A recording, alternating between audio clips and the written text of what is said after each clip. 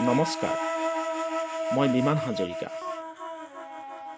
মই পাঠ কৰিবলৈ লোৱা কবিতাটিৰ শিৰোনাম নৈপৰীয়া ছোৱালীজনী।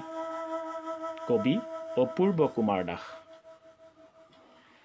নৈপৰীয়া ছোৱালীজনী। চুবুৰীৰ ৰতনক লগ পালে তাইৰ কথাকে সুধো। বৰহোলা গাঁৱৰ নৈপৰীয়া ছোৱালীজনী। পদূলিৰ জপনা খুলি শিমলু পলাশ মদাৰৰ সৈতে তাই বাৰু কি কথা পাতে? ভটিয়নি নাৱত এফাকি বনগীতৰ সুৰ। দূৰৰ চাপৰিত গৰখীয়া আবেলিটো পৰিবৰ হ'ল। উৰুষা পজাত জৌ জৌকে সৰিল বুকুৰ মাজুলী। নৈপৰীয়া ছোৱালীজনীক পাবলৈ বতাহত মই দিম, নদীত হাল বাম।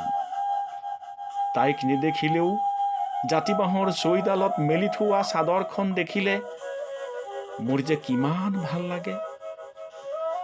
সাগৰ আৰু আকাশেও নাপাই ঢুকি। চুবুৰীৰ ৰতনক লগ পালে এইবোৰ কথা উভতি আহে।